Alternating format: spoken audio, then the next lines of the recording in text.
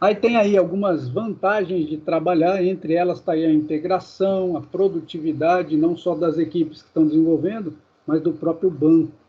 Você tem programas no banco de dados rodando para mexer com um objeto, os recursos do banco.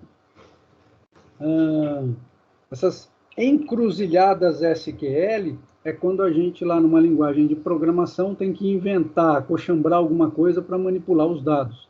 Com você já está no banco, você não precisa inventar nada. Você está programando o banco. Os dados estão disponíveis lá nas tabelas e nas tuplas que você deseja utilizar, ou recuperar, ou alterar. Suporta programação OO, ou seja, ele trabalha com essas características da orientação objeto. Repara, nós estamos destacando isso no Oracle. Nem todo banco relacional trabalha e reconhece características de OO.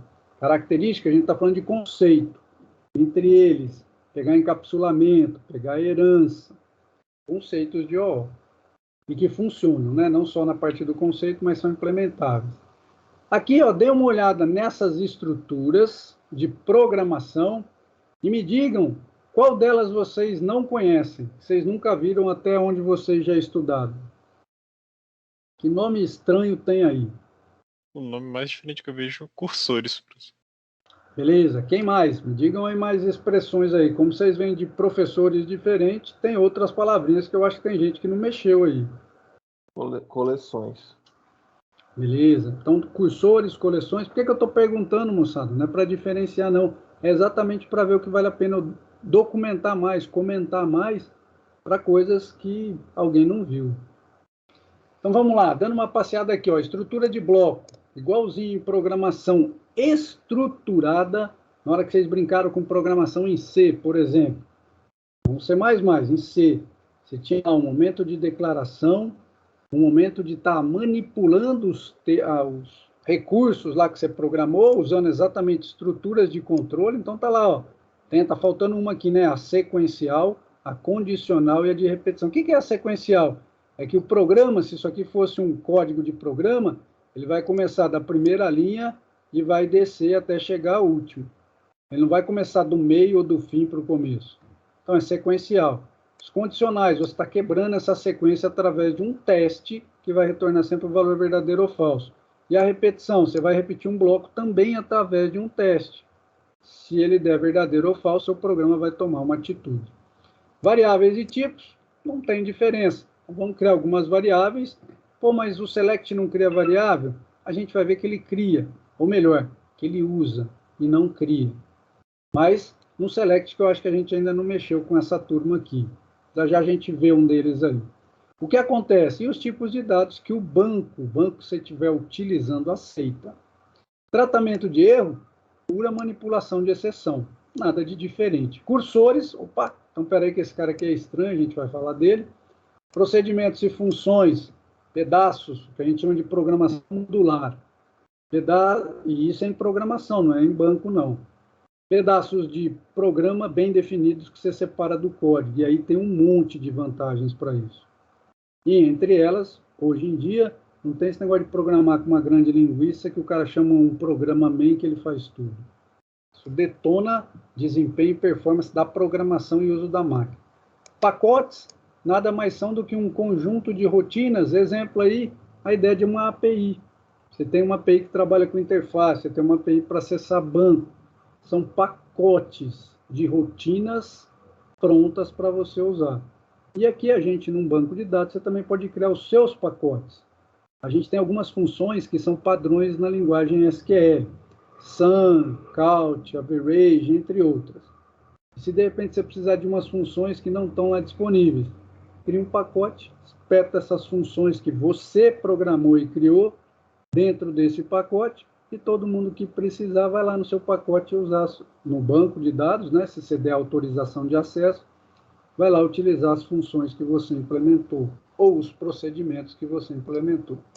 Coleções, espera um pouquinho aí que a gente comenta dele, está nos dois aí diferentes, e conceitos de OO a gente já comentou. Cursores, vou usar como exemplo o nosso slide aqui, ó. Agora o meu cursor está onde? Aqui, ó. Então eu só consigo mexer no dado que está aqui. Se isso aqui fosse um arquivo, a gente está olhando como se fosse a foto do nosso arquivo.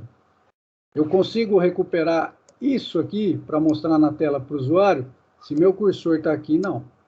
Aí eu vou ter que fazer esse cursor se mover aqui dentro desse monte de dados para ele se posicionar aqui. Recuperar essa informação, recuperar o quê? Tirar do arquivo de dados e levar para a memória. Aí o programa consegue manipular essa informação. Essa é a ideia de cursor, igualzinho de arquivo, como eu estou brincando aqui, né? Se eu quero mexer aqui, se eu quero alterar aqui, eu quero escrever não tipos, eu quero escrever tipos de dados. Eu vou ter que pôr o cursor aqui, colocar um espacinho, D, outro espacinho e dados. Então, a princípio, a ideia do cursor é essa? Sim. Por que você falou a princípio? Porque a gente vai aprofundar nisso, mas no trabalhar com dados que vêm de banco de dados. Coleções, vamos imaginar aí que você está programando aí numa linguagem que você vai recuperar todas as pessoas do sexo masculino para fazer lá uma estatística sobre alguma coisa que os masculinos fizeram. O que acontece? Na hora que a gente estudou lá em banco 1, pega na parte de álgebra relacional, a gente vê que o banco de dados vai gerando como se fossem tabelas temporárias, tabelas virtuais, e que isso ocupa espaço de memória. Então, estou fazendo lá uma junção de aluno com disciplina que ele está matriculado. Isso vai gerar uma tabela temporária que vai ser armazenada na memória do servidor de banco de dados, para você usar. Aí ele não volta para mexer nem com todos os alunos, nem com todas as disciplinas, somente com os alunos que fizeram junção com as suas respectivas disciplinas. Isso dá a ideia de uma coleção de tuplas, de dados, que estão disponíveis na memória para você usar. Então, coleções, para pegar em algumas linguagens de programação, o array de um conjunto de dados é uma coleção. Para quem mexeu com linguagens, tem as expressões, um array list, uma lista. Na hora que você tem conjunto de dados numa lista ou numa pilha, você tem, na verdade, coleções. Então, são estruturas de dados que colecionam informações, normalmente para tornar, né, o mais eficiente, ou mais objetivo algo que você está processando. Então, isso, pegando em Java, por exemplo, você tem lá list, array list, vector, entre outras estruturas que permitem você manipular conjunto de dados que foi recuperado e que estão na memória do computador. Isso tudo está falando do quê? Dá para brincar dentro do banco de dados com programação.